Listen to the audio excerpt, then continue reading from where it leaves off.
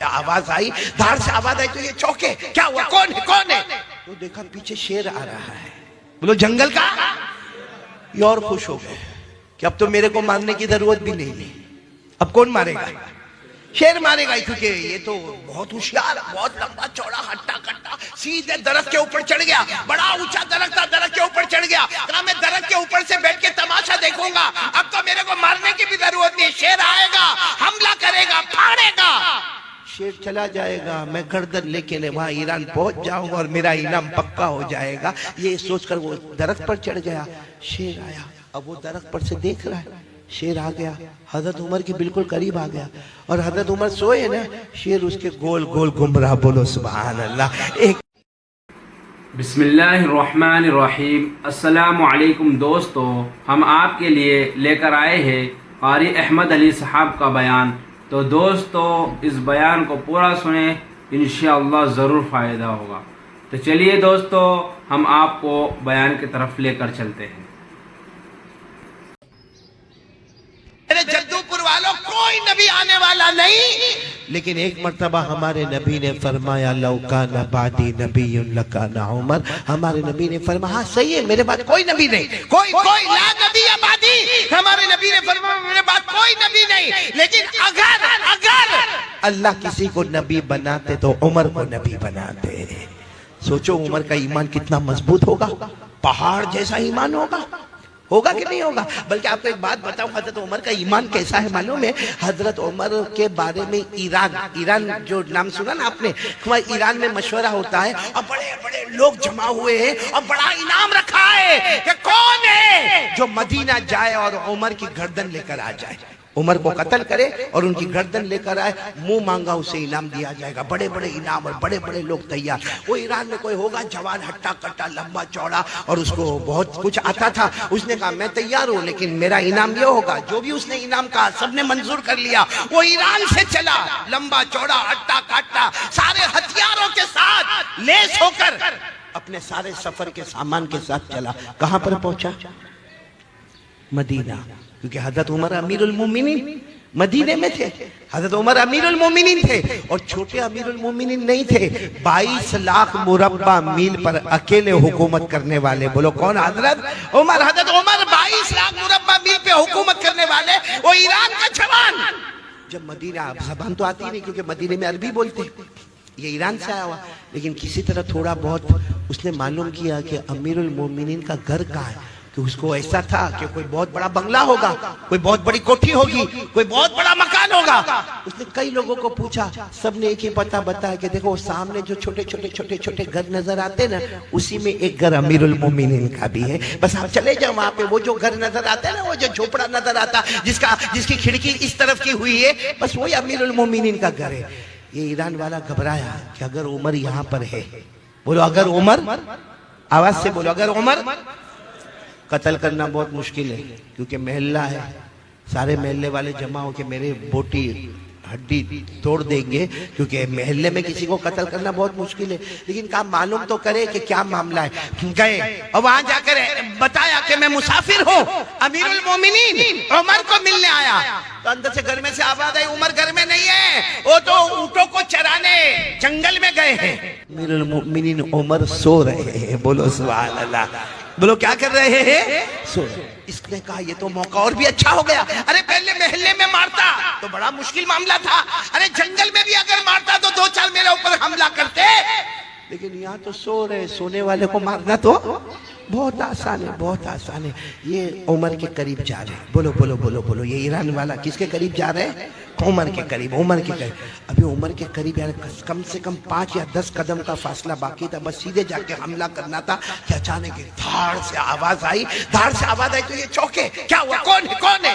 तो देखा पीछे शेर आ रहा है। बोलो जंगल का। ये और खुश हो गए कि अब तो मेरे को मारने की जरूरत भी नहीं है। अब कौन मारेगा? शेर मारेगा, क्योंकि ये तो बहुत होशियार, बहुत लंबा चौड़ा हट्टा कट्टा, सीधे दरख्त के ऊपर चढ़ गया। बड़ा ऊंचा दरख्त था, दरख्त के ऊपर चढ़ गया। कहा मैं दरख्त के ऊपर से बैठ के तमाशा देखूंगा, अब तो मेरे को मारने की भी जरूरत नहीं। शेर आएगा, हमला करेगा, फाड़ेगा। शेर चला जाएगा, मैं गर्दन लेके वहां ईरान पहुंच जाऊंगा और मेरा इनाम पक्का हो जाएगा। ये सोचकर वो दरख्त पर चढ़ गया। शेर आया, अब वो दरख्त पर से देख रहा है, शेर आ गया, हजरत उमर के बिल्कुल करीब आ गया और हजरत उमर सोए ना, शेर उसके गोल गोल घूम रहा। बोलो सुभान अल्लाह। एक चक्कर लगाया, 2 चक्कर लगाया, 3, वो शेर चक्कर पे चक्कर लगाता, ये ऊपर दरख्त पे से। ये ईरान वाला कहता मैं हैरान, अरे शेर है, ये इंसान खोर है, अरे ये हमला करता है। तो उमर के चारों तरफ घूम रहा है, क्या करता? ये कहते हैं मेरे पैदा करने वाले की कसम में दरख्त पर था, वहां से मैंने देखा कि उमर की आंख खुली। बोलो सुभान अल्लाह। यूं हाथों को अपने आंखों पर मला और कुछ दुआ पढ़ी और दुआ पढ़ने के बाद शेर को कहा क्या हुआ, जाओ जाओ इधर से जाओ। कहता सिर्फ हजरत उमर ने इशारा किया, शेर दौड़ता दौड़ता जंगल की तरफ चला गया। उमर का सिर्फ ऑर्डर था जाओ, जाओ यहाँ क्या कर रहे हो मेरे पास। कहते वो चला गया, ये दरख्त से सीधे नीचे आए हजरत उमर के सामने। हजरत उमर भी चौंके, लोग सामने से आते, पीछे से आते, दाएं से आते, बाएं से आते, तुम ऊपर से नीचे आए, क्या हुआ? हजरत उमर ने कहा क्या हुआ, कहां से आए हो, मुसाफिर नजर आते हो। वो ईरान वाले की आंखों में आंसू थे। कहा सब बात मैं बताऊंगा, पहले मुझे कलमा पढ़ा दो, पहले मुझे कलमा पढ़ा दो। तो फिर उन्होंने अपना पूरा प्रोग्राम बताया। तो हमारे नबी ने फरमाया तूने कलमा क्यों पढ़ लिया? हजरत उमर ने फरमाया तूने कलमा क्यों पढ़ लिया? तो आया था मेरे कत्ल के इरादे से, कलमा क्यों पढ़ लिया? कहा मैं कलमा डर से नहीं पढ़ा, सब देखा मैंने, मैं डर से कलमा नहीं पढ़ा। मैंने ये सोचा कि जब उमर का ये आलम है कि जंगल का जानवर भी इनसे घबराता है, तो ये तो गुलाम है, आका मोहम्मद का क्या आलम होगा। बोलो सुभान। जब उमर का ये आलम है तो उमर के नबी के ईमान का क्या आलम होगा। खैर मुझे आपको बताना है कि हजरत उमर का ईमान, बोलो कैसा था? मजबूत था ना? नहीं बोलो ना कैसा था? मजबूत था। जंगल के शेर भी गुलामी करते थे कि नहीं करते थे? लेकिन आज मैं आपको जो पॉइंट पर, ये मैंने वाकया इसलिए सुनाया, पॉइंट पर लाना चाहता हूँ। हजरत उमर अमीरुल मोमिनीन, साथ में बोलो हजरत उमर अमीरुल मोमिनीन, 22 लाख मुरब्बा मील पे अकेले हुकूमत करने वाले। लेकिन हजरत उमर की एक आदत थी, रात को अपना कपड़ा बदल देते थे, भेष बदलते थे और पूरे मदीने का चक्कर लगाते थे, गांव का, देहात का, गलियों का। क्यों चक्कर लगाते थे? कोई गरीब होगा, कोई मिस्कीन होगा, कोई यतीम होगा, कोई बेवा होगी, कोई लाचार होगा, कोई मजबूर होगा, मेरे तक नहीं पहुंचा होगा। मैं अमीरुल मोमिनीन हूँ, मुझे पता तो होना चाहिए कि मेरे इलाके में कोई परेशान तो नहीं। हजरत उमर भेष बदल के जा रहे थे, रात को तहज्जुद का वक्त था। हजरत उमर एक घर के पास गए, घर में से कुरान पाक के पढ़ने की आवाज आ रही है। बोलो सुभान अल्लाह। और क्या कुरान पढ़ा जा रहा है? पढ़ने वाले कोई भी सहाबी होंगे, आवाज बहुत प्यारी होगी। वो कुरान पढ़ रहे हैं, वत्तूरी व किताबिम मस्तूर फी रक़्क़िम मनशूर वल बैतिल मामूर वस्सक़फ़िल मरफ़ूअ वल बहरिल मस्जूर इन्ना अज़ाब रब्बिका लवाक़िअ मा लहू मिन दाफ़िअ। यानी वो पढ़ने वाले तो अपना कुरान पढ़ रहे, 27वां पारा सूरह नूर पढ़ रहे, लेकिन उसमें एक आयत आती है इन्ना अज़ाब रब्बिका लवाक़िअ, अगर अल्लाह का अज़ाब आ गया मा लहू मिन दाफ़िअ, कोई बचाने वाला नहीं होगा। हजरत उमर के कान में जब ये आयत आई, जानते थे, अरबी जानते थे, वही बैठ गए। अब मालूम है वहां तहज्जुद के वक्त से वो दीवार का टेक लगाकर बैठे, फजर की अजान हो रही है, हजरत उमर की दाढ़ी मुबारक भी आंसुओं से तर है और एक ही बात कह रहे, अल्लाह उमर पर तेरा अजाब आएगा तो उमर को कौन बचाएगा? अल्लाह उमर पर तेरा अजाब आएगा तो उमर को कौन बचाएगा? अब फजर की अजान होने लगी, इमामत किसको कराना है? हजरत उमर को। अमीरुल मोमिनीन वही है। और उस जमाने में ऐसा होता था कि अजान होती थी और सारा मजमा फजर की नमाज के लिए जा रहा है, अजान हो रही है और सारा मजमा जा रहा है, लेकिन सबकी नजर पड़ रही है कि हमारे इमाम साहब कौन? हजरत उमर। ये रो रहे हैं, लेकिन किसी की हिम्मत नहीं कि उमर को जाकर पूछे। सब मस्जिद में सुन्नतें पढ़ रहे हैं या घर से सुन्नतें पढ़ के जा रहे हैं, लेकिन फिर सब लोग मशवरा करते कि उनको कौन कहेगा, वो तो रोए जा रहे हैं। तो इनके बेटे हजरत अब्दुल्ला गए और जाकर कहा अब्बा सब लोग इंतजार कर रहे हैं, फजर का वक्त हो गया है, आपकी सुन्नतें बाकी है, आपको इमामत कराना है। तो हजरत उमर ने अपने बेटे को कहा बेटा क्या करूं, जब उमर पर अल्लाह का अज़ाब आएगा तो उमर को कौन बचाएगा? उमर पर अल्लाह का अज़ाब आएगा, उमर को कौन बचाएगा? इनके बेटे वो इनसे भी नरम दिल थे। अब्बा की गोद में सर रखा, कहा अब्बा आपने तो बहुत काम किए, आपके बेटे पर अज़ाब आएगा तो कौन बचाएगा? मेरे दोस्तों, ये वो लोग थे जो इससे डरा करते थे कि अल्लाह का अज़ाब आएगा तो कौन बचाएगा। मेरे जवानों, आज हम लोग नशा करते ना, नशा करते ना। किसी को बीड़ी की आदत, किसी को सिगरेट की आदत, किसी को तंबाकू की आदत, किसी को गुटखा विमल की आदत, कोई ड्रग्स लेता है, कोई पाउडर खाता है, कोई खांसी के सिरप पीता है। क्या हमको ये डर नहीं? हज़रत उमर को तो डर है कि मेरे अल्लाह का अज़ाब आएगा तो मुझे कौन बचाएगा। हम क्या, हमारा ईमान इतना मजबूत हो गया कि हम अल्लाह को भूल गए? क्या करेंगे मेरे प्यारों, अल्लाह को भूल के मौत तो आनी आनी है ना। अरे बोलो ना, आनी के लिए आनी। कब तक ये जवानी का नशा रहेगा? कब तक ये जवानी का नशा रहेगा? और ये जितनी चीजें हम इस्तेमाल करते हैं ना, चाहे बीड़ी हो, सिगरेट हो, तंबाकू हो, गुटखा हो, ड्रग्स हो, पाउडर हो, एमडी हो, ये जितनी चीजों का हम इस्तेमाल करते हैं, हम समझते हैं आई एम यंग, मैं जवान हूं, मेरे पास वेस्टर्न स्टाइल है, मेरा चलने का तरीका, मेरा बोलने का तरीका, मेरी बाइक, मैं बहुत होशियार हूं। मेरे प्यारों, जिस दिन एक बीमारी आती है ना, फिर बचाने वाला कोई नहीं होता। सही कह रहा हूं, गलत कह रहा हूं? कितने लोगों को कैंसर हो गया? हाँ? वरना पहले हमारा जवान, आपने यहाँ जद्दूपुर में भी देखा होगा, हमारा जवान बाइक पर बैठता है और बिल्कुल जहां सारा मजमा होगा ना, वहां जाके ट्रैफिक नहीं है, लेकिन जोर से बाइक का ब्रेक मारेगा। क्यों बाइक का ब्रेक मारेगा? सब लोग देखे, और फिर वो जेब में से निकालेगा। क्या क्या बोलते आप लोग?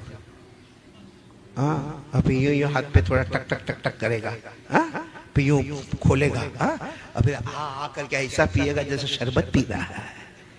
सही है कि नहीं? लेकिन ये जो चीज गलत है वो गलत है।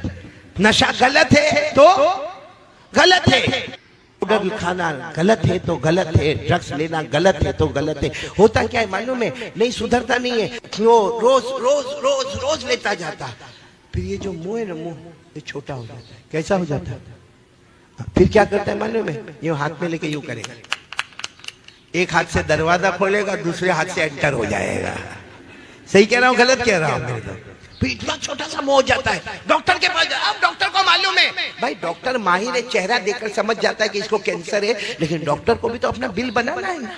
तो ये करना, वो करना, ऐसा करना, वो करना, यूरिन टेस्ट होगा, ब्लड टेस्ट होगा, पीठ में से पानी निकाला जाएगा, फिर इसका ये होगा, फिर वो होगा, लेबोरेटरी में जाएगा, ये करेगा। करते कराते डॉक्टर आखिर में कहता है लास्ट स्टेज ऑफ कैंसर, 2 महीने बचे हैं।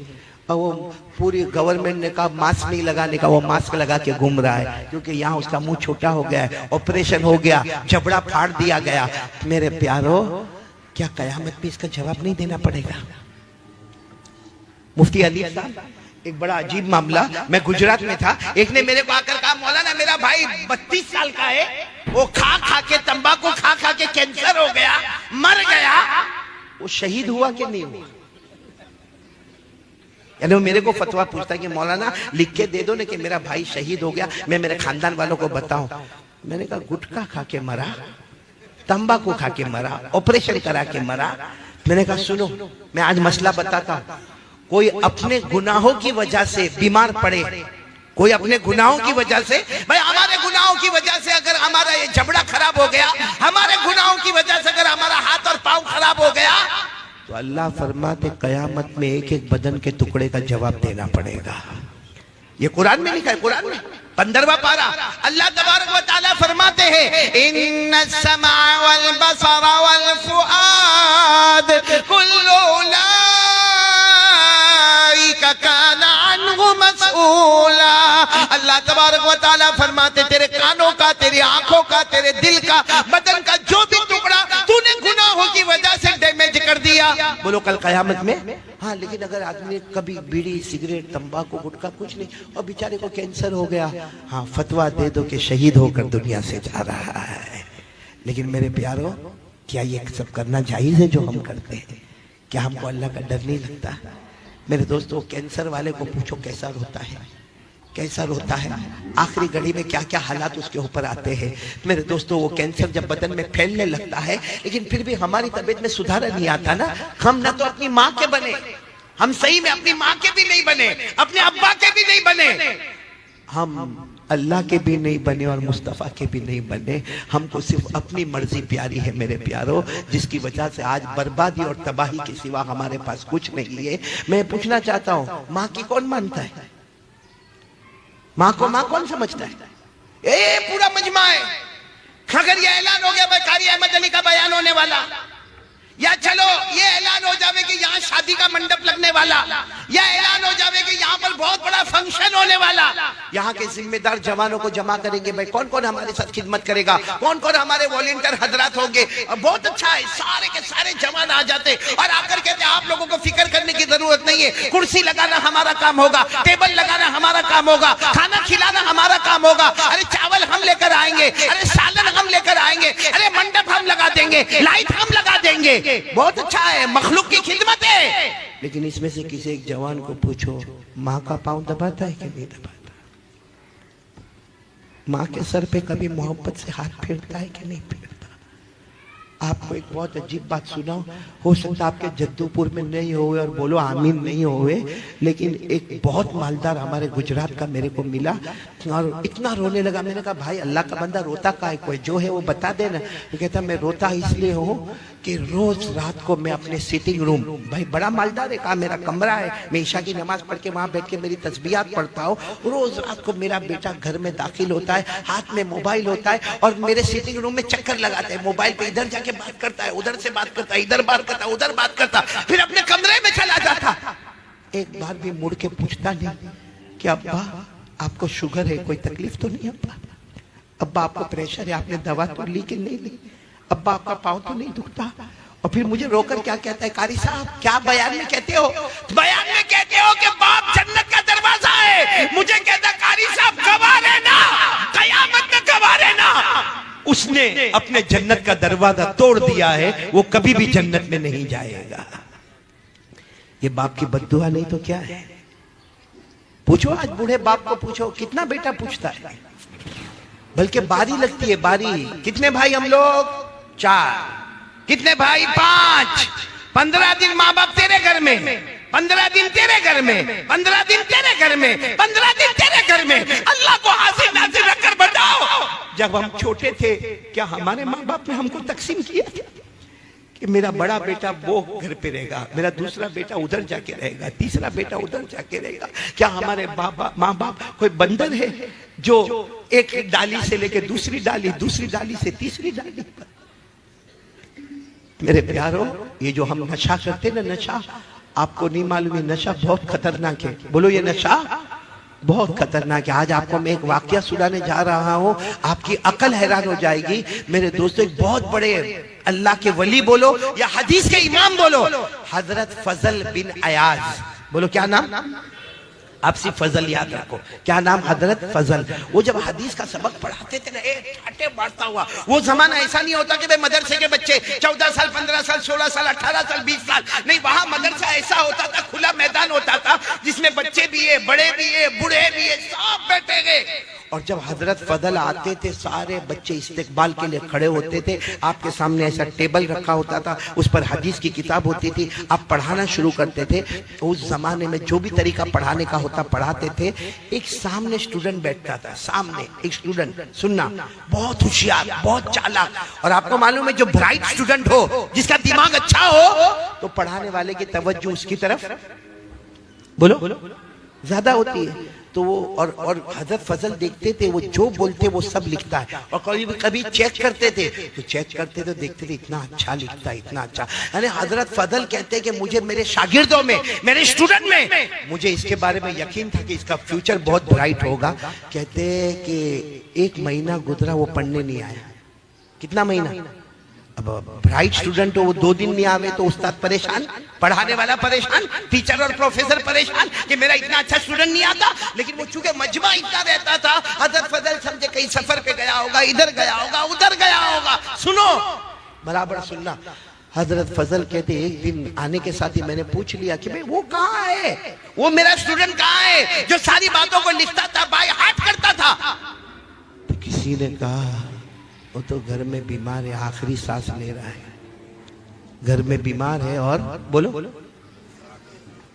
हजरत फजल को इतना रहम आया, सब स्टूडेंट को कहा चलो ना हम मिलने जावे, चलो ना मिलने जावे, आज सबक नहीं होगा, आज उनको मिलने जाएंगे। बहुत मेहनत करता था वो मेरा बच्चा और बहुत होशियार था। जब गए ना तो देखा सही में वो आखिरी सांस ले रहा है। और आपको मालूम है जो आखिरी सांस लेता हो तो उसके सामने सूरह यासीन पढ़ी जाती है। क्यों? क्योंकि सूरह यासीन कुरान की रूह है। बोलो सूरह यासीन कुरान की रूह है। और इस वक्त हमला बॉडी पर नहीं हो रहा है, मौत के वक्त हमला किसके ऊपर होता है? रूह पर होता है। तो रूह को रूह के साथ आसानी करने के लिए मरने वाले के पास क्या पढ़ना चाहिए? तो हजरत फजल ने देखा कि आखिरी सांस लेता, अपने सारे स्टूडेंट को कहा चलो चलो यासीन पढ़ो, यासीन पढ़ना शुरू करो। अब सब बच्चों ने यासीन का आवाज गूंजी, यासीन पढ़ने की आवाज गूंजी। मालूम है वो जो बच्चा था ना, जवान लड़का, अपने उस्ताद को कहता है मत कहो इनको यासीन पढ़ने, मत कहो, मेरे को कुछ भी काम नहीं आएगा, मेरे को कुछ भी काम नहीं आएगा। तो ये समझ गए उस्ताद के आखिरी वक्त है, आदमी कुछ भी बोलता है समझ में नहीं आता। तो उस्ताद ने कहा भाई सब लोग यासीन पढ़ना बंद करो, बल्कि क्या करो ला इलाहा इल्लल्लाह पढ़ो, पढ़ो ला इलाहा इल्लल्लाह, ला इलाहा। क्योंकि हदीस में आता है लक़िनु मौताकुम ला इलाहा इल्लल्लाह, जो मरने के करीब हो उसको ला इलाहा इल्लल्लाह उसके सामने पढ़ो। मालूम है जब सबने ला इलाहा इल्लल्लाह की आवाज गूंजी तो स्टूडेंट कहता है अपने उस्ताद को, मेरे उस्ताद हजरत फजल, मेरे उस्ताद मत पढ़ो, मत पढ़ो, काम नहीं आएगा। कहा बेटा ऐसा क्यों कहता, काम नहीं आएगा? क्यों ऐसा क्यों कहता काम नहीं आएगा? कहा 2-4 घंटे पहले मुझे पता चला अल्लाह ने मेरे ईमान को छीन लिया है, अल्लाह ने मेरे ईमान को छीन, बस इतना कहा और आंखें बंद हो गई। हजरत फजल इतने हैरान हो गए, करे तो क्या करे भाई, है तो हमारा स्टूडेंट है, हमारा बच्चा है। चलो कफन भी हुआ, दफन भी हुआ, लेकिन हजरत फजल अपने घर गए, सबक नहीं पढ़ाया और रोते रहे कि वो बच्चे का ईमान क्यों अल्लाह ने छीन लिया। उसने साफ कहा कि यासीन पढ़ने से काम नहीं होगा, ला इलाहा इल्लल्लाह पढ़ने से काम नहीं होगा। हजरत फजल कहते इसी हालत में रात को मैं सोया तो मैंने मेरे उसी स्टूडेंट को देखा, कब्र में चारों तरफ से आग चल रही है। मैंने कहा बेटा ये सब क्या है, क्या है? तू इतना अच्छा पढ़ने वाला, तू इतना अच्छा पढ़ाने वाला, तू इतना अच्छा सुनने वाला, इतना अच्छा याद करने वाला, तुझे क्या हुआ? कहा मेरे उस्ताद 2 गुनाह की वजह से अल्लाह ने मेरा ईमान छीन लिया। हजरत फजल कहते मेरे अल्लाह की कसम, मैंने पूछा कौन से 2 गुनाह? तो कहा मैं लोगों से जलन बहुत रखता था, जेलसी, लोगों से जलन। और नंबर 2 कहा कभी कभी मैं नशा करता था, कभी कभी मैं नशा करता था। ये 2 गुनाह की वजह से अल्लाह ने मौत से पहले मेरे ईमान को छीन लिया और मेरी कब्र को अजाब का गढ़ा बना दिया। मेरे प्यारों में पूछना चाहता हूँ जद्दोपुर वालों, क्या हमारे अंदर जलन नहीं है? सही बोलो ना, हमारे अंदर जलन, जेलसी। आज आज आज अगर किसी का घर बन रहा है, भाई घर बना रहा है, बनाने दो ना, उसका घर बन रहा है, अरे उसके घर में कलर हो रहा है, अरे उसके घर में फर्स्ट फ्लोर, पहले ग्राउंड फ्लोर था अभी फर्स्ट फ्लोर बन गया, या उसके घर में पहले 3 कमरे थे अभी 4 कमरे बन गए। वो घर बना रहा है, रात को हमको नींद नहीं आती। अब बाहर निकल कर कहां से लाया होगा पैसा, कहां से पैसा? क्यों तेरे पास मांगने आया था, तेरे बाप के पास मांगने आया था? और देखो कब्र में अल्लाह पूछेगा उसने घर कैसे बनाया? अपनी फिक्र करने का क्या, उसकी फिक्र करने का? बोलो सही कह रहा हूं गलत कह रहा हूं मेरे प्यारों? ये जलन जो हमारे दिल में है ना। और नंबर 2 नशे की आदत। मेरे प्यारों मालूम है जो नशा करता है ना, नशा जब वो जहन्नम में जाएगा, अल्लाह हिफाजत फरमाए, बोलो आमीन, बोलो आमीन। क्योंकि नशा बहुत खतरनाक है। अल्लाह ने फरमाया नशा नापाक है, साथ में बोलेंगे नशा नापाक है। फिर अल्लाह फरमाते नशा शैतान का काम है, बोलो किसका काम है? फिर अल्लाह फरमाते नशा ये दिल में लोगों का हसद, कीना और अदावत पैदा करता है। ये लोगों से मोहब्बत नहीं पैदा करता। नशे की नहुसत है कि हमारे दिल में लोगों की दुश्मनी, कीना, इंतकाम, रिवेंज ये होता। और अल्लाह ने क्या फरमाया? नशा ये तुम्हें अल्लाह का नाम भी नहीं लेने देगा, कुरान भी नहीं पढ़ने देगा। और आखिर में अल्लाह ने कहा जब नशे की आदत होगी ना, मैं तुम्हें नमाज से भी महरूम कर दूंगा। ये सब बातें मैंने आपको बताई जो नशे की, कि नशा नापाक है, शैतान का काम है। नशे की वजह से हमारे दिल में दुश्मनी पैदा होती है, इंतकाम का जज्बा पैदा होता है, लोगों को मारने धाड़ने का, फसाद मचाने का जज्बा पैदा होता है। और इसी नशे की वजह से अल्लाह का जिक्र से महरूम होता है और अल्लाह नमाज से भी महरूम कर देता। ये मैं नहीं कहता, ये सब कुरान में लिखा हुआ है। किसमें लिखा हुआ? पारा नंबर 7 में बोलो, पारा नंबर। अल्लाह ने फरमाया, मेरे साथ में पढ़ना जिनको याद हो, अल्लाह ने 2 आयतों में नशे को बताया कि नशा कितना गंदा है। अल्लाह ने फरमाया, या अय्युहल्लज़ीना आमनू इन्नमल खम्रु वल मैसिरु वल अंसाबु वल अज़लाम रिज्सुम मिन अमलि शैतान फज्तनिबूहु लअल्लकुम तुफ्लिहून। इन्नमा युरीदु शैतान अन युक़िअ बैनकुमुल अदावा वल बग़ज़ाअ फिल खम्र व यसुद्दकुम अन ज़िक्रिल्लाहि व अनिस सलाह फहल अंतुम मुंतहून। एक बात बताता हूँ, उसके बाद मेरे को यकीन है कोई नशा नहीं करेगा। बोलो नहीं करेंगे ना इंशाअल्लाह। और जैसे दारू का नशा है ना, ड्रग्स का नशा है ना, हाँ ये गुटखा जो खाते उसका नशा है ना, इसी तरह मोबाइल भी एक नशा है। बोलो मोबाइल भी एक, उसके बगैर आप देखो, किसी को पता चला भाई मेरा मोबाइल गुम हो गया, आप देखो क्या करेगा, यूं देखेगा, अरे अरे अरे मेरे मोबाइल में रिंग कर, अरे तू मेरा मोबाइल तो देख कहाँ है। ऐसा परेशान होगा जैसे अटैक आ रहा है इसको। बोलो होता कि नहीं होता? और फजर की नमाज गई, कभी ऐसा हुआ? कभी ऐसा झटका लगा हमको? इसने मेरे दोस्तों एक हदीस पाक सुना तो अल्लाह हिफाजत करे, बोलो आमीन। लेकिन नशे वाला जब जहन्नम में जाएगा और जहन्नम की आग जब उसको तपाएगी तपाएगी तपाएगी तपाएगी तो क्या करेगा मालूम है? कहेगा अल्लाह जहन्नम की आग ने मेरे को बहुत तपाया, पानी दे देना अल्लाह, अल्लाह पानी दे देना अल्लाह, अल्लाह पानी दे देना अल्लाह।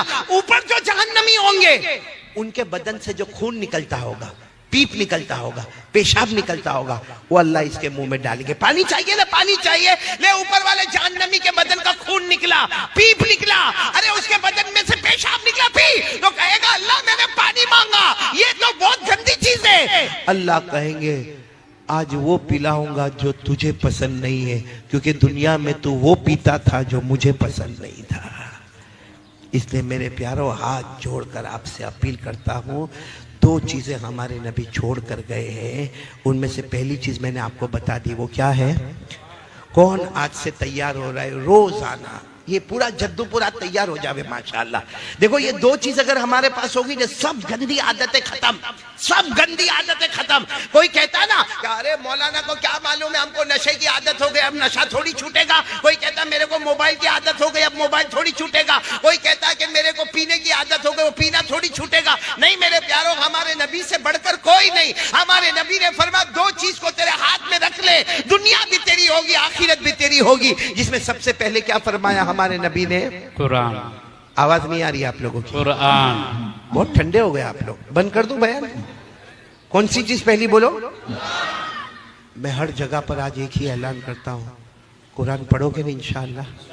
आज पूरा जद्दूपुर, माँ बहनें बेटियां आप सब इरादा करें, मैं आपसे ज्यादा वक्त नहीं मांगता, आधा घंटा, 24 घंटे में 23.5 घंटे आपके, आधा घंटा आपसे मांगता हूँ। कौन कौन तैयार है? आधा घंटा कुरान पढ़ेंगे इंशाअल्लाह। नहीं दोनों हाथ ऊपर करके बोलो पढ़ेंगे इंशाअल्लाह, पढ़ेंगे नहीं इंशाअल्लाह। अच्छा हमारे कुछ बड़े बूढ़े भी होते हैं, मौलाना बोल कर गए, अब कहाँ वो हमने बचपन में नहीं पढ़ा, जवानी में नहीं पढ़ा, अब मौलाना बोल कर गए कि आधा घंटा कुरान पढ़ना। सुनो, हजरत अली को पूछा गया कुरान सीखने की मुद्दत कब है, शुरू कब होती है, खत्म कब होती है?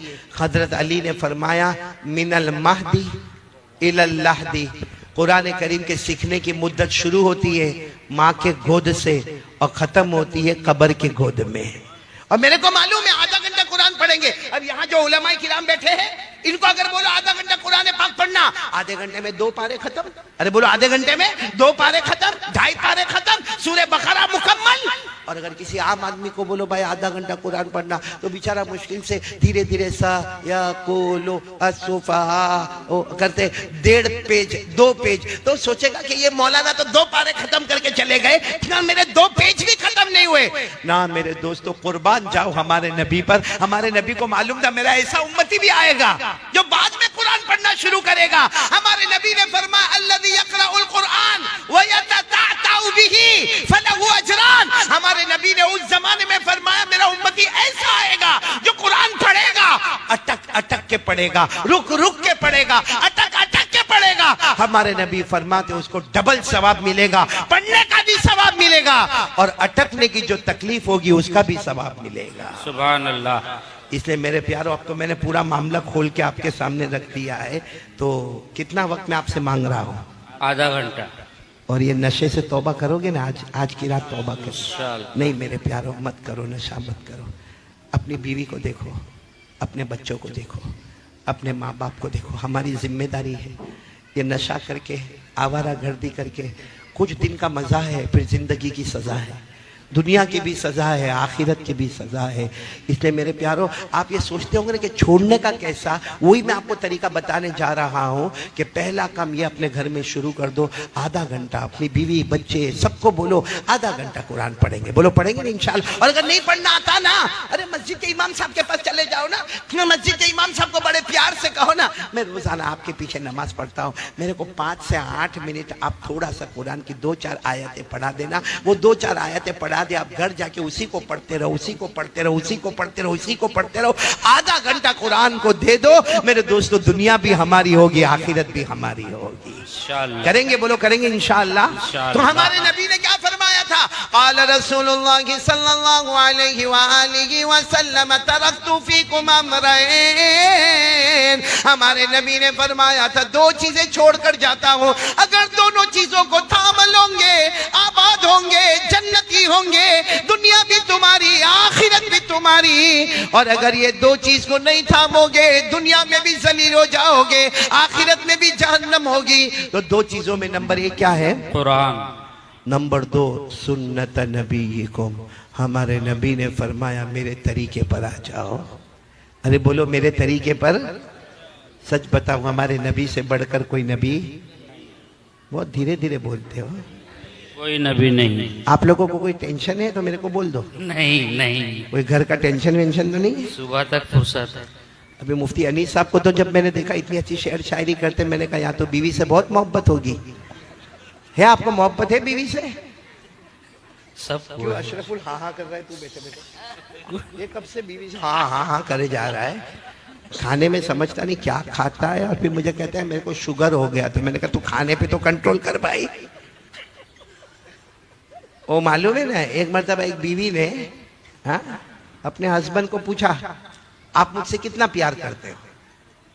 आप मुझसे कितना प्यार करते हो? जवाब दो। अरे आप लोग जवाब दो। थोड़ी देर के लिए सोचो कि आपकी बीवी पूछ रही है आप मुझसे कितना प्यार करते हो, क्या जवाब दोगे? बहुत ही बोलना, यही जवाब सबको देना पड़ेगा वरना खाना पीना मुश्किल हो जाता है। तो एक बीवी ने अपने शोहर को पूछा आप मुझसे कितना प्यार करते हो? बहुत। अब वो बेचारा बहुत काम में होगा तो अपनी बीवी को कहा जा तू किचन में जा, चाय वाय बना, बाकी मैं तेरे को बहुत प्यार करता हूँ। बीवी समझ गई ये ढोंग करता है। फिर आई ना मैं जद्दूपुर की हूँ, पक्का जवाब चाहिए, कितना प्यार करते हो मेरे को सही सही बताओ। उसने कहा अल्लाह की बंदी बहुत बहुत प्यार करता, आई लव यू जा। वो समझ गई कि ये ढोंगी कर रहा है। वो फिर तीसरी मर्तबा और थोड़े जोश में आई और अगर कहने लगी नहीं मेरे को सच्चा सच्चा बताना पड़ेगा, हमको 12 साल शादी को हो गए, आप मेरे से कितना प्यार करते हो, एकदम सच्ची बात बताओ। उसने कहा बहुत प्यार करता, लैला मजनू का जैसा प्यार था ना वैसे तेरा और मेरा प्यार है। मैं मजनू और तू? बोले ये बहुत लंबी छोड़ता है। बोले सच सच बताओ कितना प्यार करते हो। अभी इसका जद्दूपुर वाले का दिमाग गया कि बार बार कोई भी पूछे तो दिमाग जाएगा। कहा तू बार बार पूछती कितना प्यार करते हो? मैंने कहा ना बहुत प्यार करता हूँ। तो कहा लेकिन मुझे बताओ कितना प्यार करते हो? कहा इतना करता, इतना करता, इतना करता, इतना करता। था कि जी चाहता तेरे जैसे एक और लेके आ जाओ दूसरी। अब जिंदगी भर पूछेगी नहीं कि आप कितना प्यार करते हो। देखो कितना अच्छा मैंने फॉर्मूला आपको बताया, बताया कि नहीं बताया? अब हंसना आया थोड़ा, ऐसा लगा मैं इंसानों में बात कर रहा हूं। थोड़ा माइक की आवाज बढ़ा दो बेटा, अभी बहुत प्यारी बात पर आ रहा हूं। नंबर 1 हम क्या करेंगे बोलो? आवाज नहीं आ रही है। नंबर 1 क्या करेंगे? कुरान। रोजाना कितना पढ़ेंगे? और नंबर 2 हमारे नबी ने क्या फरमाया? मेरा तरीका तुम्हारे पास होगा। ये 2 चीज होगी। मैं अब नबी का तरीका बताने जा रहा हूं, लेकिन उससे पहले मैं खुलकर बता दूं, पूरा मजमा बोल दे हमारे नबी से बढ़कर कोई नबी नहीं। नहीं, आवाज से बोलो, हमारे नबी से बढ़कर कोई नबी नहीं। हमारे आका से बढ़कर, हमारे नबी से बढ़ के कोई नबी नहीं ना, हमारे आका से बढ़कर कोई आका नहीं ना। तो फिर हम नबी को छोड़ के क्रिकेटर से, बॉलीवुड से, हॉलीवुड से काय को मोहब्बत करते हैं? देखो यहाँ बुड्ढा बुड्ढा भी दाढ़ी नहीं, लुकिंग हैंडसम। वो बुड्ढे को भी बुड्ढी बोलती होगी तो बहुत खूबसूरत दिखता है।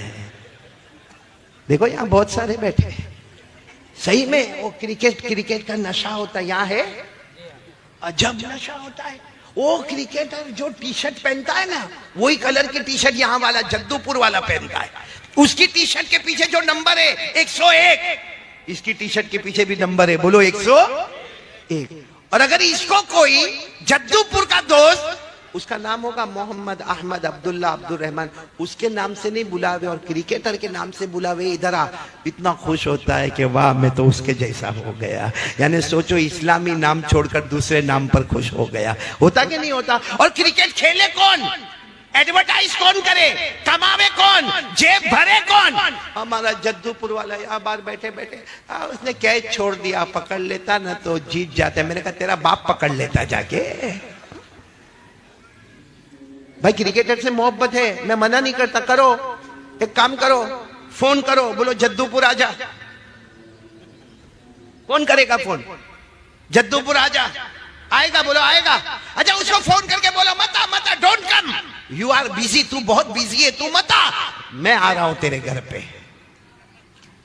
बुलाएगा? वो मेरे और आपके चेहरे पे थूकने को तैयार नहीं है। उसकी मोहब्बत में मगरिब और ईशा की नमाज को छोड़ दिया हमने। सही कह रहा हूँ गलत कह रहा हूँ? सही में कभी कभी सोचता हूँ अशरफुल, हमसे बड़ा पागल कोई नहीं। हाँ, अगर हमको कोई बोले ना ए पागल, ओ मेंटल, तो हमको बहुत गुस्सा आता, मेरे को पागल बोला। लेकिन ऊपर वाला रोज हमको पागल कहता है, क्योंकि अल्लाह ने फरमाया ऐसा काम करना जिसमें दुनिया भी न मिले, आखिरत भी न मिले, वो खुल्लम खुल्ला पागल है। ऐसा काम करना जिसमें दुनिया भी, अब ये बॉलीवुड हॉलीवुड से मोहब्बत, दुनिया कितनी मिली हमको? नहीं बोलो ना, कितनी मिली दुनिया? आखिरत मिली? अल्लाह फरमाते खसीरत दुनिया वल आखिरा ज़ालिका हुवल खुसरानुल मुबीन। अल्लाह फरमाते मेरा बंदा मेरी बंदी ऐसा काम करे कि दुनिया भी न मिले, आखिरत भी न मिले। अल्लाह फरमाते खुल्लम खुल्ला नुकसान उठाने वाला। तो मेरे दोस्तों क्रिकेटर से मोहब्बत, ये बॉलीवुड से मोहब्बत, हॉलीवुड से मोहब्बत। मैं तो मुफ्ती अनीस हमेशा कहता हूं बयान में, सबने टोपी पहनी है, हाँ बोलो। अरे पहनी है तो हाँ बोलो ना। असल में पहनी नहीं है, मेरे को पहना ही है। अभी मैंने देखा, अभी बहुत सारे बच्चे मेरी मुलाकात के लिए आए और हर एक को एक फिक्र थी कि मैं एक फोटो निकाल लूं। बहुत सारों को मैंने देखा, लेकिन मैंने देखा कितनों को मैंने देखा कारी अहमद अली से मोहब्बत करने आए और मुस्तफा की मोहब्बत तोड़ के आए। ये कैसा मामला है? क्योंकि मैंने उनके सर के बाल देखे, यहां भी सबने टोपी पहनी है, बाकी अभी टोपी हटाओ, हमारे जवानों के बाल सामने आएंगे। अजीब मुफ्ती अनीस साहब, कौन सा फतवा है और कौन से बाल है? इनकी टोपी जब उतरेगी ना तो ये इलाके में बाल नहीं, यहाँ ये एरिया में, ये एरिया यतीम है, यतीम। अच्छा इधर भी बाल बोलो नहीं, ये इलाका गरीब है, गरीब है। और पीछे के हिस्से में भी बाल, वो ज़कात का मुस्तहिक है भाई। और यूं यूं यूं यूं बीच में औरत का अंबोड़ा होता ना, ऐसे बाल होंगे, यहां से पूरे बाल खत्म और बीच में ऐसे बाल होंगे। और फिर क्या करेगा मालूम? भरे बाजार में यूं करता होगा। अरे कोई लड़की भी देखती होगी तो बोलती होगी कार्टून, तेरे साथ कौन निकाह करेगा? सही कह रहा हूं गलत कह रहा हूं? अजीब कपड़े पहनो भाई, कपड़ा पहनना है फर्ज है। मुझे किसी ने पूछा मौलाना जीन्स पहनते ना जीन्स? मैंने कहा बिल्कुल हलाल। कौन मना किया? कौन मुफ्ती साहब ने मना किया कि जीन्स मत पहन? जीन्स पहनना जायज है, मगर फटी हुई जीन्स पहनना भाई, फटा हुआ कपड़ा पहनना, ये पागल नहीं है? इसकी अकल के स्क्रू ढीले नहीं हो गए? एक को मैंने देखा वो जीन्स पहना था, ये पूरा यहाँ दोनों तरफ से घुटना खुला और जेब इधर बना था। यहाँ कैसे घुसाता होगा पैसा? जेब इधर बना हुआ। अच्छा वो मेरे दोस्त का लड़का, अब हम तो वहां गुजरात में रहते, गुजराती में बात करते हैं, तो मैंने उसको कहा भाई हूँ थी लॉकडाउन पछी तारा पप्पा पर कई हालात आ गया। यानी मैंने उसको मतलब ये कहा कि लॉकडाउन के बाद तेरे अब्बा पे कुछ हालात आ गए कि तू फटाफटा कपड़ा पहन के घूमता है? तो मुझे कहता है मारा पप्पा ना बारा माँ नहीं कहवानो, यानी मेरे अब्बा के बारे में ऐसा नहीं बोलने का। तो मैंने कहा कि फिर तो ये फटा हुआ कपड़ा? तो कहता है मौलाना तुमने कई खबर नहीं, स्टाइल। कहता मौलाना यू डोंट नो, तेरे को कुछ नहीं मालूम, ये स्टाइल है। मैंने कहा फटा हुआ कपड़ा स्टाइल? यानी थोड़ा अकल लगाओ। जद्दूपुर वालों, अल्लाह ने आपको इल्म दिया, नॉलेज दिया, एजुकेशन दिया। आप में से कोई कॉलेज में पढ़ता होगा, कोई यूनिवर्सिटी में पढ़ता होगा, कोई एसएससी में पढ़ता होगा, कोई डॉक्टरी करता होगा। थोड़ी देर के लिए अकल लगाओ कि कपड़ा पहनना, और वो भी कैसा? फटा हुआ। तो मैंने उसको कहा ये फटा हुआ कपड़ा कहां से आया? भाई हमारे बाप दादा को हमने देखा भाई सीधा सीधा कपड़ा पहनते, जीन्स पहन, टी शर्ट पहन, कोई मना नहीं करता, लेकिन ये फटा हुआ, घुटना खुला हुआ। तो मुझे कहता मौलाना आप लोगों को कुछ नहीं मालूम। मैंने कहा नहीं मालूम, इसीलिए तो पूछ रहा हूँ तेरे को। कहा कि उसने कोई पिक्चर का नाम लिया और कहा कि वो पिक्चर में कोई हीरो है और वो हीरो जो है ना नाचता है, गाना गाता है, और उसके जीन्स पहना है और उसके जीन्स के दोनों घुटने फटे हुए, जेब इधर का इधर बना हुआ। तो कहा उसने ऐसा पहना, बोला उसने ऐसा पहना, तो हमारे जद्दूपुर के जवानों ने भी ऐसा पहनना, पूरी स्टाइल बन गई, सबने ऐसा पहनना। मैंने कहा अच्छा हुआ उसने पहना, नहीं पहना होता तो। नहीं समझे? नहीं समझ में तो मुफ्ती अनीस को बाद में पूछ लेना भाई। नहीं मेरे प्यारो, कसम खाकर बोलो हमारे नबी से बढ़कर कोई नबी, आवाज से बोलो ना हमारे नबी से बढ़कर कोई नबी। एक प्यारी बात में बताओ, सब साथ में दो, साथ दोगे ना, मेरा साथ दोगे ना इंशाअल्लाह। आपको मालूम है कि हमारे नबी सल्लल्लाहु अलैहि वसल्लम की विलादत हुई, यानी हमारे नबी पैदा हुए और आपके अब्बा तो नहीं थे, यतीम थे आप। तो माँ बीबी आमीना, साथ में बोलो माँ का नाम। बीबी आमीना ने एक जमाने तक दूध पिलाया, बहुत प्यारी माँ बीबी आमीना ने एक जमाने तक दूध पिलाया। फिर अरब का दस्तूर था कि बच्चे को गांव में भेजा जाए और गांव की औरत दूध पिलाए। तो कौन हमारे नबी को लेकर गई? बोलो साथ में बोलो, कौन लेकर गई?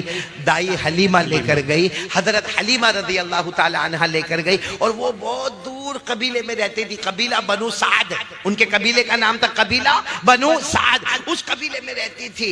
मेरे प्यारो आपको सच बता रहा हूँ मेरे प्यारो, थोड़ी देर के लिए आप भी सोचो कि हलीमा ने दूध पिलाया हमारे नबी को। अल्लाह की कसम हमारे नबी से बढ़कर कोई नबी नहीं था। हजरत हलीमा ने बचपन में दूध पीते वक्त में दूध पिलाया। जब वो वक्त आता है कि कल हलीमा को ये बच्चा वापस माँ को देना है, माँ कौन है भी, वो जमाना मोबाइल का नहीं था, बस एक वक्त तय होता था कि इस वक्त में सुबह में बच्चा वापस माँ को दे दिया जाए। ए मेरे प्यारो, वो आखिरी रात लिखा है, आखिरी रात जब हलीमा को मालूम है कल ये बच्चा मेरे को दे देना है, आज आखिरी रात ये बच्चा मेरे पास है, बताओ हलीमा कितना रोई होगी। हलीमा के बारे में लिखा वो बार बार पूरी रात जागी है और हमारे नबी के पास बैठी है, दूध पिलाती रही और रोती रही, कल ये बच्चा चला जाएगा, कल ये बच्चा चला जाएगा। और हलीमा फरमाती है ये बच्चे की वजह से हमारा हाल क्या था। हजरत हलीमा फरमाती है मेरी सहेलियां जो हमारे गांव की औरतें थी वो आकर कहती थी हलीमा बहुत पैसा है ना तेरे पास, हलीमा बहुत पैसा है ना तेरे पास। तो हलीमा कहती ना मेरे पास कोई पैसा नहीं है। कहा ना हलीमा तेरे पास बहुत पैसा है, क्योंकि रात होती है ना हम सब लोग हमारे घर में बत्ती बुझा देते हैं, वो तेल होता था तेल और ऊपर बत्ती होती थी। कहा रात में हम सब लोग बत्ती बुझा देते हैं क्योंकि रात भर तेल तेल जलेगा, पैसा कहां से आएगा? लेकिन हम रात को भी देखते तेरे घर की तरफ, तो तेरे घर में उजाला उजाला, तो तेरे घर में तेल बहुत ज्यादा है, बत्ती बहुत ज्यादा है। तो हलीमा कहती थी, रोकर कहती थी, मेरे पैदा करने वाले की कसम, कोई तेल नहीं, कोई बत्ती नहीं। जब से मोहम्मद आए हैं 24 घंटे मेरे घर में उजाला ही उजाला नजर आता है। वो हलीमा ने रात कैसे गुजारी होगी मालूम है? कल मोहम्मद को उनकी माँ के हवाले करना है।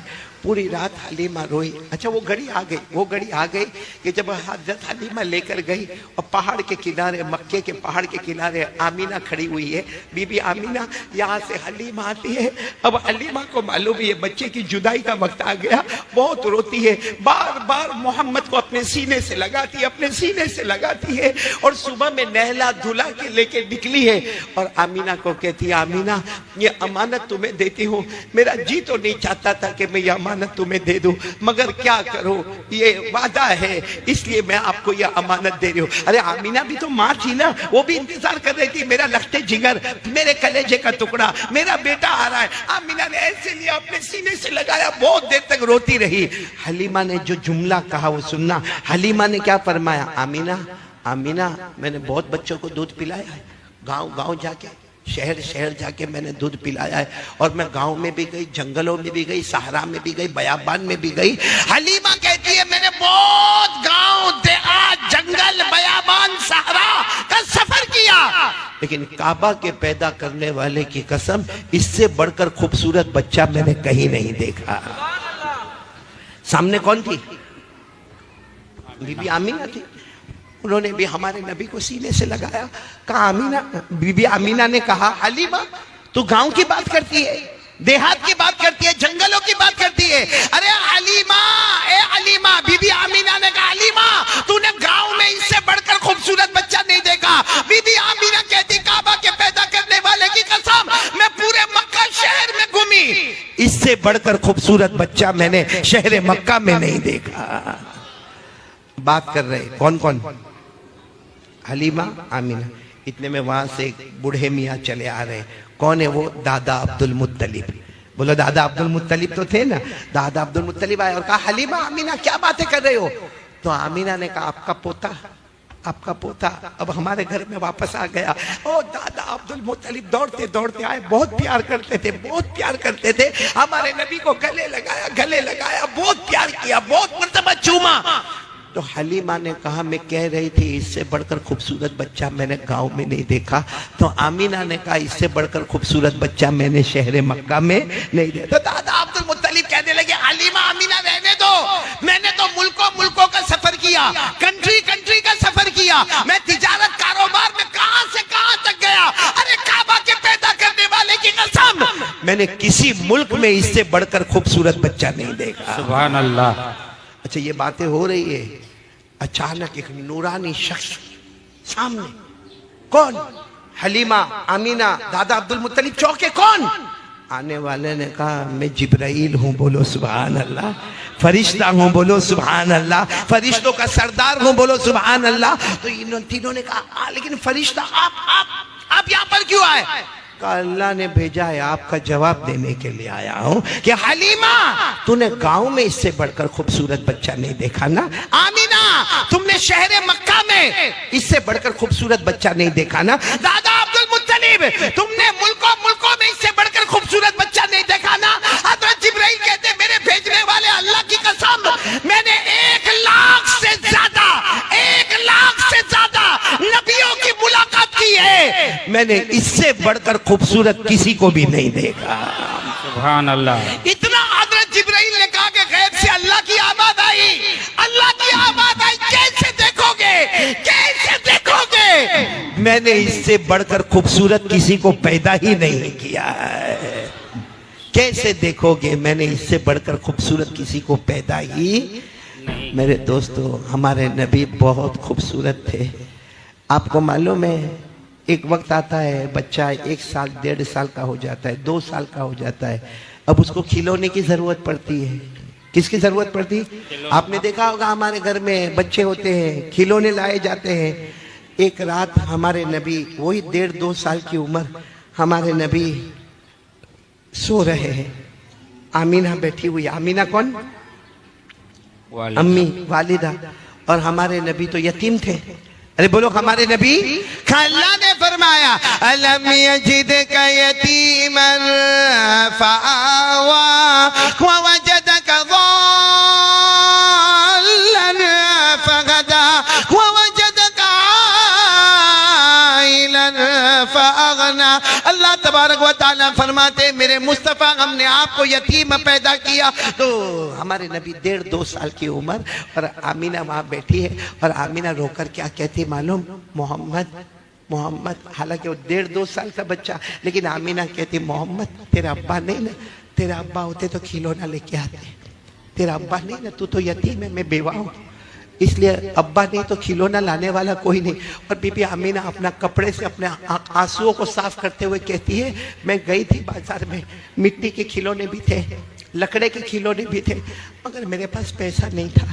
मैंने जो कीमत देखी तो मैं वापस मुड़ के आ गई। बच्चा मेरे को माफ कर देना, तेरा अब्बा नहीं, मैं बेवा हूँ, मेरे पास पैसा नहीं, मैं ना मिट्टी का खिलौना ला सकती, ना कोई और खिलौना लेकर तुम्हारे पास आ सकती। ये कहकर बीबी आमीना कुछ बात करते करते ऐसे आसमान की तरफ देखा तो बीबी आमीना चौंक गई। आसमान की तरफ देखा, चांद जो है ना, चांद आगे की तरफ जा रहा है। बोलो कहाँ जा रहा है? हाँ। तो बीबी आमीना ने सोचा भाई आप लोगों ने भी जद्दूपुर में चांद तो देखा होगा, लेकिन चांद को चलता हुआ देखा? चांद आगे की तरफ। तो बीबी आमीना देखती फिर थोड़ी देर में चांद उधर चला गया। हैरान हो गई कि चांद को क्या हुआ है। फिर देखी तो चांद चलता चलता चलता चलता इधर आ गया। बीबी आमीना हैरान हो गई कि चांद को क्या हो गया। एक तो अभी तक रो रही थी, आसमान की तरफ देखा तो कहा ये क्या हो रहा, कुछ हो रहा है, चांद आज चल रहा है। फिर बीबी आमीना ने मोहम्मद की तरफ देखा कि हमारे नबी की उंगली मुबारक ऐसी है, यूं इशारा करते हैं तो चांद उधर चला जाता है, यूं इशारा करते हैं तो चांद इधर चला जाता है, यूं इशारा करते तो चांद इधर चला जाता। तो बीबी आमीना कहती मुझे ऐसा लगा कि गैब से आवाज आई ये मुस्तफा है, ये मेरा है, इसको मिट्टी के खिलौने की जरूरत नहीं है, ये जमीन पर रहेगा, आसमान पर हुकूमत करता रहेगा। मेरे दोस्तों सच बताओ हमारे नबी से बढ़कर कोई नबी? बोलो ना, कौन कौन आज तैयार है नबी से मोहब्बत करेंगे इंशाअल्लाह? भाई झूठ नहीं बोलना, करेंगे नबी से मोहब्बत करेंगे। मैं तो कभी कभी बहुत खुल के कहता हूँ क्रिकेटर से मोहब्बत करना है, बॉलीवुड वाले से करना है, हॉलीवुड वाले से करना है, कर ले। मैं कहता हूँ कर ले, लेकिन अल्लाह ने अगर थोड़ी अकल दी है तो इतना बता क्रिकेटर से क्यों मोहब्बत करता है, क्यों करता है? बॉलीवुड हॉलीवुड वाले से क्यों मोहब्बत करता है? जवाब क्या होगा मालूम है? वो कमाल बताता है। वो क्या करता है?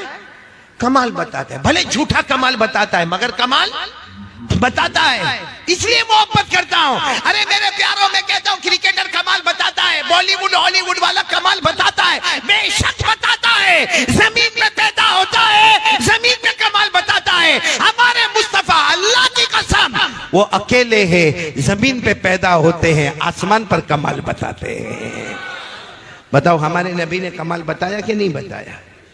आवाज क्यों नहीं आ रही आपकी? बोलो बताया कि नहीं बताया? कौन कौन मेरा साथ देगा? अरे हाथ ऊपर करो ना, एक साथ में बोलो ना, मुस्तफा का दामन।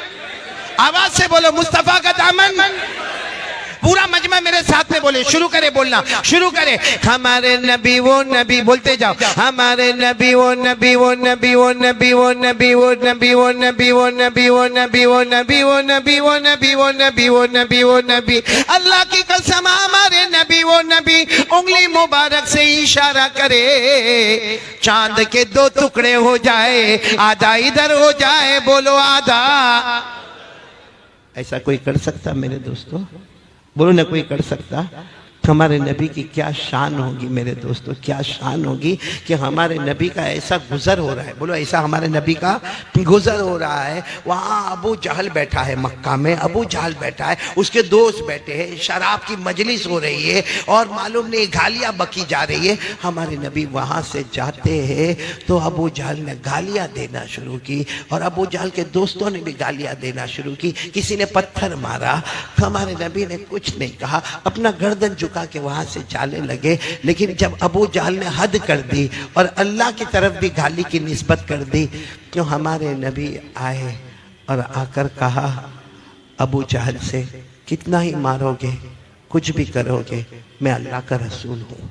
बोलो, मैं मोहम्मद अल्लाह का रसूल हूँ, अल्लाह का नबी हूँ, अल्लाह का पैगंबर हूँ, मैं ला इलाहा इल्लल्लाह की तालीम देता जाऊँगा। ये कहा और ये कहकर हमारे नबी आगे चले गए। तो अबू जान ने अपने दोस्तों को कहा, चलो आज मौका है, आज एग्जाम, आज इम्तिहान लेने का मौका है, रात का सन्नाटा है। और वो हमको बोलकर चले गए कि मैं अल्लाह का रसूल हूँ, अल्लाह का नबी हूँ, और कुछ भी हो जाए मैं ला इलाहा इल्लल्लाह का ऐलान करता रहूंगा। अबू जान ने कहा, बहुत अच्छा मौका है। अपने सारे दोस्तों को कहा, हाथ में मुट्ठी में कुछ भी ले लो, अपनी मुट्ठी में ले लो, मुट्ठी टाइट बंद कर दो और चलो। अब हमारे नबी तो थोड़ा आगे गए थे, ये लोग आके चारों तरफ से घेर लिए, हमारे नबी बीच में, पूरा सर्कल बन गया। तो अबू जाहल ने कहा, तुम तो आसमान की खबर देते हो ना, तुम तो अल्लाह के बारे में बताते हो ना, आसमान की खबर देते हो ना, ये हम सब दोस्त थे, हमारी मुट्ठी में क्या है वो बता दो, सबकी मुट्ठी बंद है, बता दो क्या है मुट्ठी में। ए मेरे जद्दूपुर वालों, कुर्बान जाओ हमारे नबी पर। ऐसे वक्त में आदमी टेंशन में आवे, डर में आवे कि मुस्कुरावे। हमारे नबी मुस्कुराए और मुस्कुरा कर कहा, इसमें कौन सी बड़ी बात है, इसमें कौन सी बड़ी बात है कि मैं ये बता दूं कि तुम्हारी मुट्ठी में क्या है। किसी की मुट्ठी में कंकर है, किसी की मुट्ठी में पत्थर है, किसी की मुट्ठी में खजूर है, किसी की मुट्ठी में खजूर का बीज है, किसी की मुट्ठी में मिट्टी है। हमारे नबी ने फरमाया, इसमें कौन सा कमाल है कि मैं बताऊं कि तुम्हारी मुट्ठी में क्या है। कमाल ये है कि तुम्हारी मुट्ठी में जो चीज है वो बताएगी कि मैं कौन हूं। बोलो सुभान अल्लाह। अच्छा, सबकी मुट्ठी ऐसी थी? हमारे नबी ने फरमाया, तुम्हारी मुट्ठी में जो चीज है वो बताएगी कि मैं कौन हूं। सबकी मुट्ठी, सब लोग टाइट बंद कर रहे हैं, लेकिन वो मुट्ठी ऑटोमेटिक खुलती जा रही है, वजन होती जा रही है, धीरे धीरे धीरे धीरे सबकी मुट्ठी खुली। और जिसकी मुट्ठी में जो था, एक ही आवाज आई, अशहदु अल्ला इलाहा इल्लल्लाह व अशहदु अन्ना हादा मुहम्मदुर रसूलुल्लाह। आवाज आई, हम गवाही देते ला इलाहा इल्लल्लाह, और ये भी गवाही देते कि ये मुहम्मदुर रसूलुल्लाह है। मेरे प्यारो, बहुत से लोगों को ईमान नसीब हुआ, मगर अबू जहल क्या कहकर चला गया, ये जादू है जादू। क्या कहकर चला गया? जादू है जादू है। तो हमारे नबी बहुत रोए। अल्लाह ने फरमाया, मेरा मुस्तफ़ा रो मत, जिसके मुकद्दर में हिदायत नहीं है मैं उसको हिदायत नहीं दूंगा, वो जादू जादू कहकर मरेगा और जहन्नमी हो जाएगा। अल्लाह ने फरमाया, इक़तरबतिस साअतु वंशक़्क़ल क़मर व यरौ आयतन युरिदू व यक़ूलू सिह्रुम मुस्तमिर वकज़्ज़बू वत्तबऊ अग़वाअहुम वकुल्लु अम्रिन मुस्तक़िर। बस हमारे नबी सल्लल्लाहु अलैहि वसल्लम रोए तो अल्लाह ने फरमाया, छोड़ दो, लेकिन मुझे ये बताना मेरे प्यारो, हमारे नबी से बढ़कर कोई नबी होगा? कौन कौन मोहब्बत के लिए तैयार है? जरा हाथ ऊपर करें। करेंगे मोहब्बत? करेंगे सब लोग? हाँ बोलो ना, ऐसा हाँ मत बोलो, बल्कि कह दो ना, जद्दूपुर वालों इतना बड़ा मजमा है, कितना अच्छा लगेगा। साथ में कह दो, मोहब्बत करते थे, करते हैं और करते। आवाज नहीं आ रही है, पूरा मजमा बोलेगा मुस्तफा का दामन, और साथ में बोलेंगे मोहब्बत करते थे, करते और करते।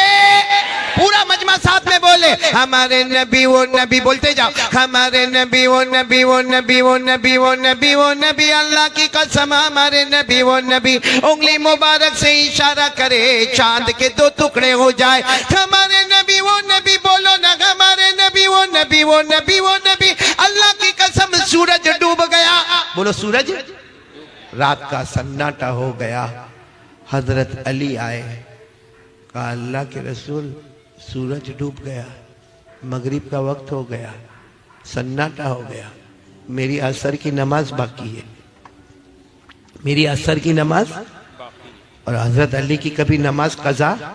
तो हमारे नबी थोड़े नाराज हुए, कहा अली अमा सल्लैत असरा, अली नमाज नहीं पढ़ी, वो भी असर की नमाज नहीं पढ़ी। कहा अल्लाह के रसूल नाराज मत हो, कैसे पढ़ता, आपने मुझे काम के लिए भेजा और आपने साफ कहा था अली काम के लिए जाना, रास्ते में ठहरना नहीं, खाना नहीं, पीना नहीं, किसी से बात करना नहीं, और आपने इतना दूर भेजा। मैं गया, मैं खाया नहीं, मैं पिया नहीं, किसी से बात किया नहीं, आपके पास आते आते सूरज डूब गया। तो मेरी असर की नमाज कज़ा हो गई, तो मेरा तो कसूर नहीं है ना, आप ही ने तो कहा था ना कि ऐसा करना। हमारे नबी ने फरमाया रुको रुको रुको। हमारे नबी खड़े हो गए।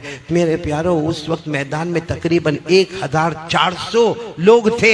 हमारे नबी ने क्या किया? सुभान अल्लाह बोलते जाओ। हमारे नबी, वो नबी उंगली मुबारक से इशारा किया, जहां सूरज डूबा था वहीं पर हमारे नबी ने उंगली मुबारक से इशारा किया, फिर दूसरी मर्तबा इशारा किया, फिर तीसरी मर्तबा इशारा किया।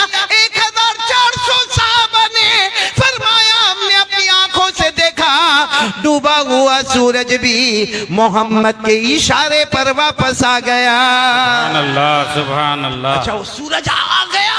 हमारे नबी ने कहा ना अली, अली कहाँ है? हजरत अली भी मजमे में कहा यहाँ का पढ़ो असर। कौन कहता असर की नमाज कज़ा हो गई? पढ़ो असर पढ़ो। कौन कहता तुम्हारी नमाज कज़ा हो गई? अब हजरत अली तो वैसे भी नमाज में बहुत रोते थे। अब जब अल्लाह अकबर कह के नमाज शुरू की तो हजरत अली ने रोना शुरू किया। अब नमाज लंबी होती जा रही, और हजरत अली क्यों रो रहे? कि मेरी नमाज की वजह से डूबा हुआ सूरज भी वापस आ गया। हजरत अली रोए जा रहे। अब वो 1400 1400 थे, उसमें कोई एक देहाती साहबी थे, गाँव के रहने वाले थे। वो दौड़ते दौड़ते आए, कहा अल्लाह के रसूल, ये रात हो गई थी ना, रात हो गई थी, मगरिब का वक्त हो गया था, ये सूरज वापस आ गया आपके इशारे पर। अब जाएगा कब? जाएगा कब? आपके इशारे पर आ तो गया, जाएगा कब? हमारे नबी ने फरमाया मुझे मत पूछ कब जाएगा, अली को पूछ नमाज कब खत्म करेगा। मेरे प्यारों, कुर्बान जाओ हमारे नबी पर। हमारे नबी से बढ़कर बोलो कोई नबी नहीं। ए मेरे दोस्तों, मोहब्बत है ना? बोलो ना, मोहब्बत करते करते और करते।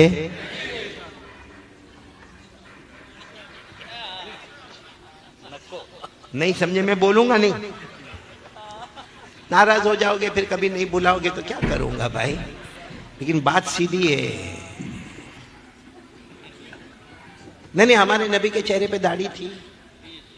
देखो, अगर आप लोग आज कह दो ना कि नबी के चेहरे पे दाढ़ी नहीं थी, मैं अभी जाके दाढ़ी उड़ाऊंगा, बल्कि सबको कहूंगा, क्योंकि मेरे को भी मालूम है दाढ़ी में आदमी बुढ़ा दिखता है। सही है? हाँ कि नहीं? सही है। दाढ़ी में आदमी बूढ़ा दिखता है, बगैर दाढ़ी वाला जवान दिखता। अब मेरी उम्र 52-53, मेरी उम्र। अब यहाँ मजमे में कोई 52-53 का होवे, शर्ट पैंट पहना हुए, क्लीन शेव हुए, हाँ चलो, ये तो इतना बड़ा मजमा है, पहचानते।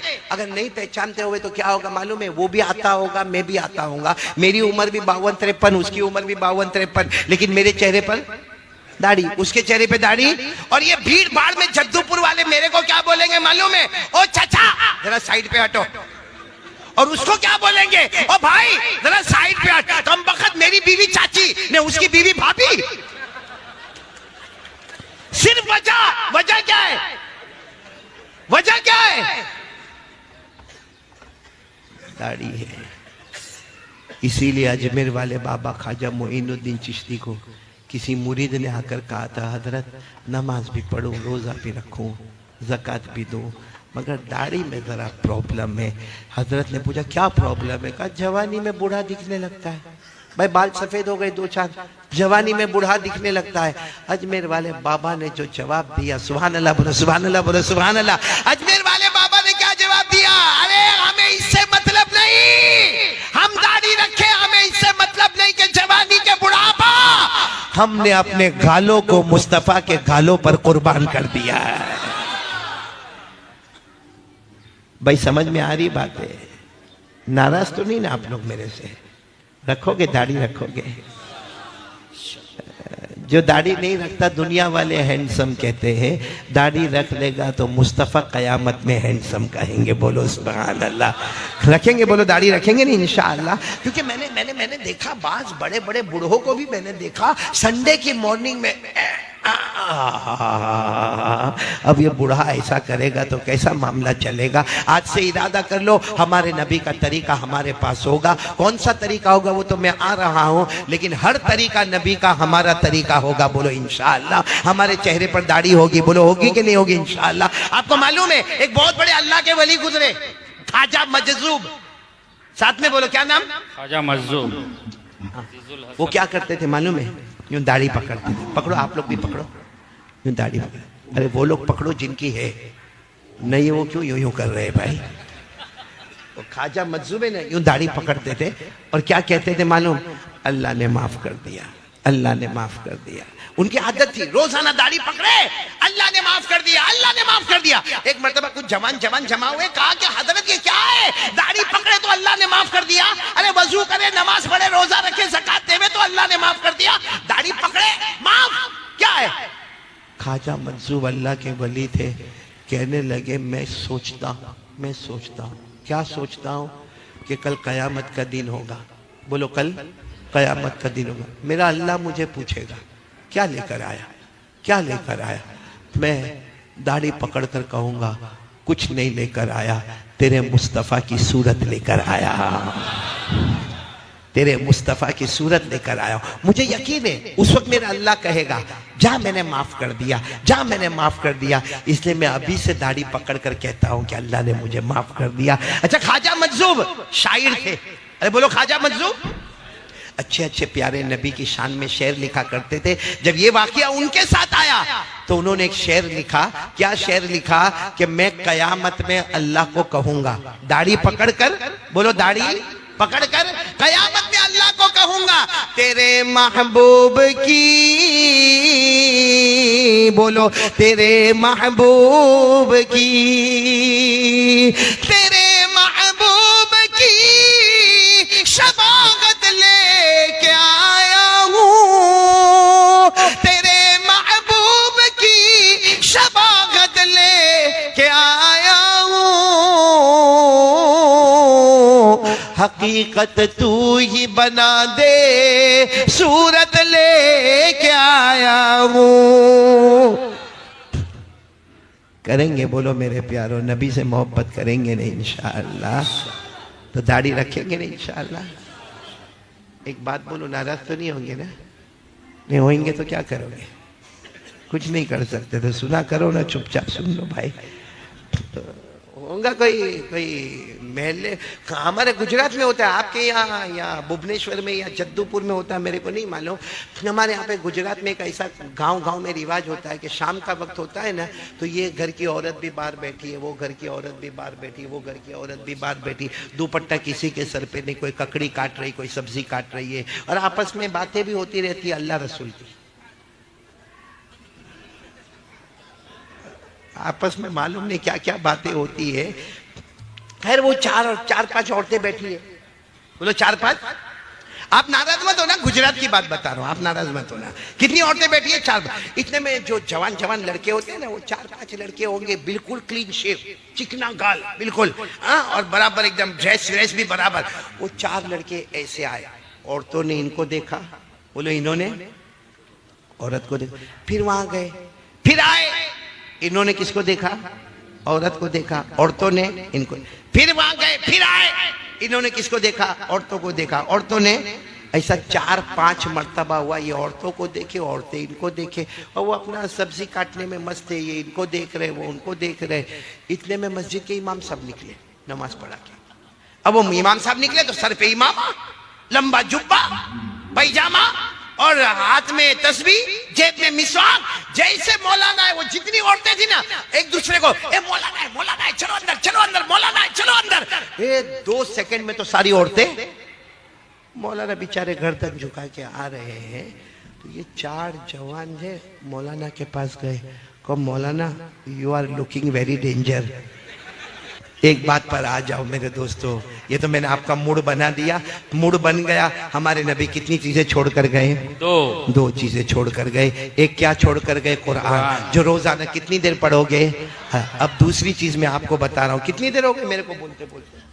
आराम से है, वक्त है, हो गया वक्त खत्म है भाई। वो जाकिर भाई के यहाँ जितना खाया उतना बोल लिया, आप कितना बुलवाओगे भाई? मजीद ओवर टाइम मेरे को लेके जा रहे हो आप लोग।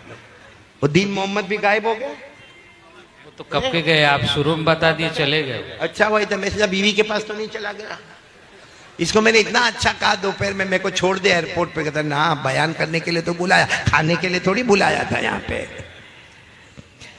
खैर एक आखिरी बात बता रहा हूँ, ताकि मैं आपको दो चीजें बता दूं, कुरान और नबी की सुन्नत। ये दो को थामोगे, दुनिया भी हमारी, आखिरत भी हमारी। और छोड़ दोगे तो मेरे दोस्तों मैं भी बर्बाद हो जाऊंगा, आप भी बर्बाद हो जाएंगे। अल्लाह हिफाजत फरमाए। दूसरी चीज क्या है मालूम है? जवाब दोगे आप लोग, जवाब दोगे इंशाअल्लाह। हमारे नबी का सबसे बड़ा तरीका क्या है? क्योंकि हमारे नबी ने तो इतना कह दिया, दो चीजें छोड़कर जाता हूं, अल कुरान व सुन्नत नबीकुम। कुरान भी छोड़ के जाता हूं, तुम्हारे नबी की सुन्नत भी छोड़ के जा रहा हूं। उलमाए किराम ने इसके ऊपर फिक्र किया कि नबी की सुन्नत, नबी की सुन्नत, नबी की सुन्नत, नबी की सुन्नत। सबसे बड़ा नबी का तरीका अगर कोई है, मेरे जद्दूपुर वालों, अल्लाह की कसम खाकर कहता हूं, सबसे बड़ा तरीका अगर हमारे नबी का कोई है तो वो 5 वक्त की नमाज है। बोलो कितने वक्त की नमाज है?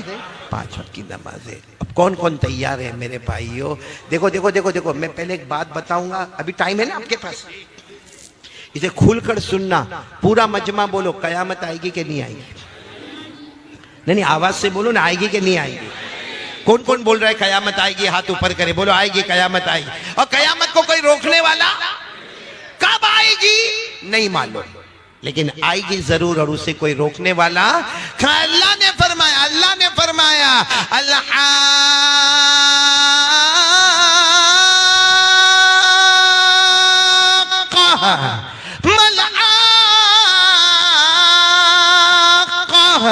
वमा अदराक मल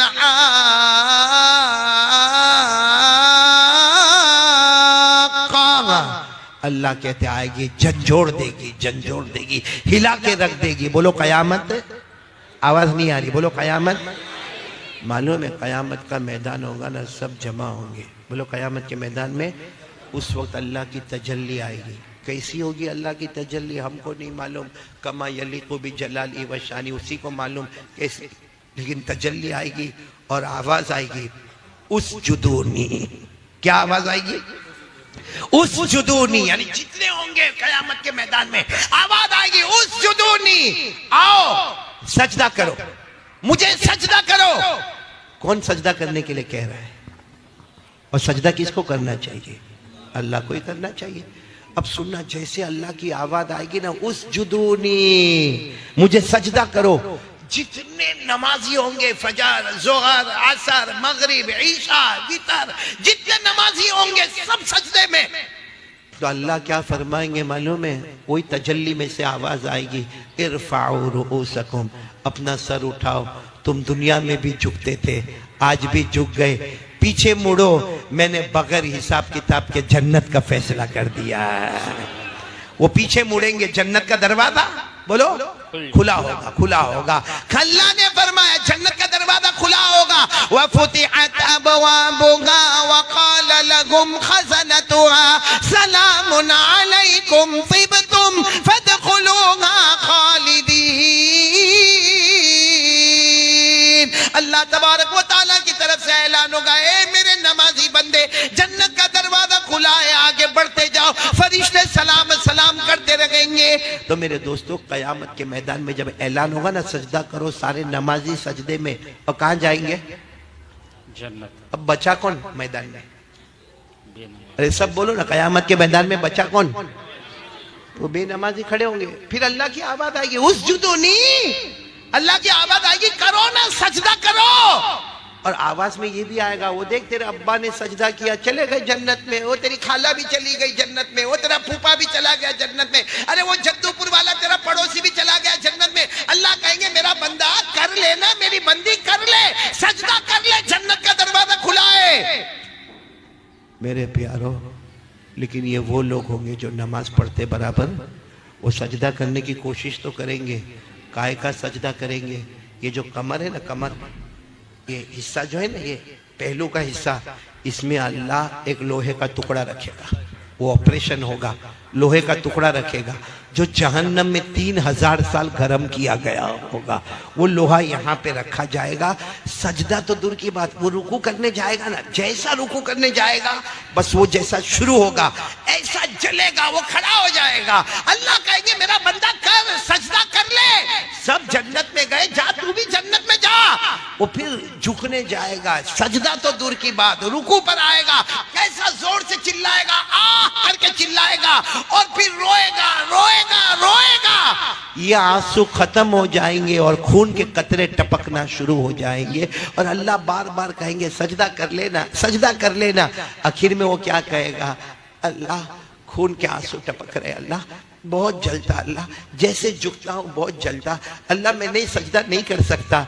उस वक्त अल्लाह कहेंगे मत कह सजदा नहीं कर सकता, मैं तुझे करने भी नहीं दूंगा। अल्लाह कहते दुनिया में तू तंदुरुस्त था, दुनिया में तेरे ऊपर कोई टेंशन नहीं था, रोटी कपड़ा मकान सब था, तंदुरुस्त था, मस्जिद के करीब में तेरा घर था, अजान की आवाज तेरे घर में आती थी, सब था। जब तंदुरुस्त था तूने मुझे सजदा नहीं किया, आज मैंने तुझे मजबूर कर दिया, तुझे सजदा नहीं करने दूंगा। अल्लाह फरिश्तों को कहेंगे मुंह के बल घसीटो और जहन्नम के हवाले कर दो। ये मैं नहीं कहता, कुरान में लिखा है। फिर बोलो पारा नंबर 29, बोलो पारा नंबर, सूरे कलम रुकू नंबर 2। मैं इसलिए हवाला दे रहा हूं कि आप भी घर जाके देख सकते हो। पारा नंबर सूरे कलम रुकू नंबर, अल्लाह ने फरमाया यौम युक्शफु अन साक़ व युदऊन इला सुजूद फला यस्ततीऊन खाशिअतन अबसारुहुम तरहकुहुम ज़िल्ला व क़द कानू युदऊन इला सुजूद व हुम सालिमून। अल्लाह तबारक व तआला फरमाते कयामत में मेरी तजल्ली आएगी और मैं कहूंगा सजदा करो, बेनमाजी में सजदे की ताकत नहीं होगी, निगाहें नीची होगी, चेहरे पर लानत और फिटकार होगी और वो कहेंगे हमें सजदा करने की ताकत नहीं। अल्लाह फरमाएंगे ताकत नहीं, मैं तुझे सजदा करने भी नहीं दूंगा। तंदुरुस्त था, रोटी कपड़ा मकान सब तेरे पास था, तूने मुझे सजदा नहीं किया, आज मजबूर बना दिया, तुझे सजदा करने नहीं दूंगा। और फरिश्तों को हुक्म होगा इसको घसीट कर। इसलिए मैं खुलकर बोलूं तो भी मैं कोई गलत नहीं बोलूंगा, नमाजी जन्नती होता है। बोलो नमाजी और बेनमाजी।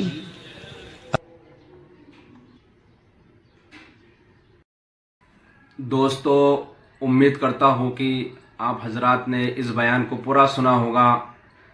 बयान कैसा लगा कमेंट में ज़रूर बताना और अपने दोस्तों और रिश्तेदारों को शेयर ज़रूर करना। अल्लाह ताला हम सबको इस बयान पर अमल करने की तौफीक अता फरमाए।